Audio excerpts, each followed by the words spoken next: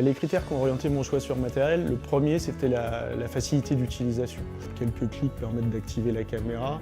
Là on est arrivé sur des machines qui se branchent simplement sur un port USB. Jusqu'à présent on avait des machines assez volumineuses qui avaient même des cartes à roulettes. C'était la première chose. La deuxième chose c'est que je souhaitais que ça soit aussi rapide en acquisition qu'une empreinte à l'alginate, qui est les 5-6 minutes classiques. Pourquoi? Parce qu'un enfant, garder la bouche ouverte, autant un adulte pourra le faire un petit peu plus longtemps, mais un enfant, ça va être plus difficile que lui. Ensuite, l'avantage, c'est la précision, puisqu'on sait que maintenant, les systèmes numériques sont aussi, voire même plus précis que les systèmes à alginate. C'est ce qu'ont montré les dernières études. Donc, pourquoi se priver d'un outil qui allie à la fois facilité d'utilisation, facilité de stockage aussi, puisqu'on a pu du coup avoir toutes ces armoires remplies de modèles en plate, et puis facilité dans les mesures et dans la réalisation de nos diagnostics. Ce qu'il a fallu modifier, c'est les process arrière, puisque du coup maintenant on n'a plus de plâtre, donc les assistants qui coulaient le plâtre et qui vérifiaient les empreintes, maintenant sont plutôt amenés à faire des vérifications informatiques.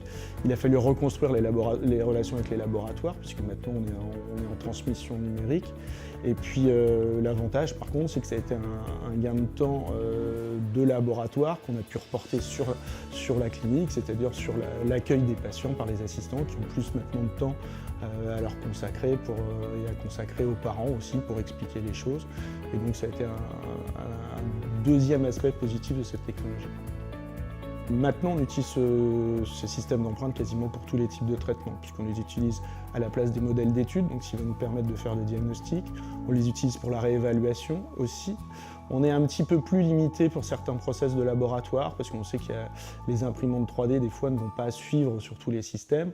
Néanmoins, maintenant, sur tous les systèmes de gouttière ou de collage indirect, on est en flux numérique avec les laboratoires, il suffit de leur envoyer le fichier.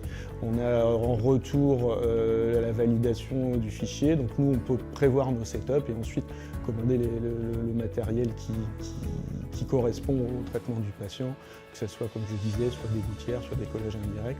Et là-dessus, on a bien sûr un gain de temps qui est très important, puisqu'on n'a plus besoin de coursier, on n'a plus besoin de craindre des déformations d'empreintes liées à la chaleur, enfin tout est facilité.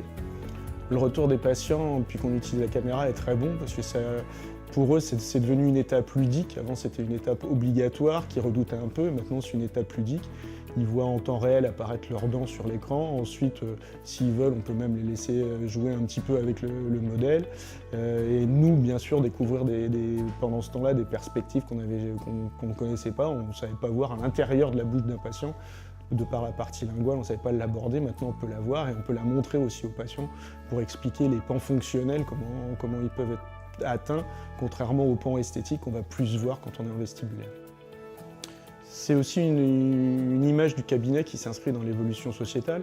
Maintenant, on soigne des enfants, des adultes, mais aussi surtout des enfants qui sont habitués à voir du 3D à la télé. Donc pour eux, de voir du 3D pour leurs dents, pour leur crâne, etc., ça devient une habitude et puis ça permet surtout de s'affranchir de la barrière que peut avoir le médecin, une barrière scientifique qui va avoir un discours un petit peu lointain. Je recommanderais l'utilisation du système d'empreinte numérique puisque ça nous a grandement facilité, 1, les relations avec les patients, 2, les relations avec le laboratoire, 3, les relations dans le flux numérique au sein du cabinet, entre donc la partie secrétariat, puisque maintenant on peut transférer directement les empreintes au secrétariat sur des planches qui sont imprimées aussi pour les patients. Donc on l'a aussi gagné en précision. Oui, tous les systèmes d'acquisition numérique sont bénéfiques pour le cabinet, que ce soit des systèmes de radiologie numérique ou que ce soit aussi des systèmes de prise d'empreintes optiques.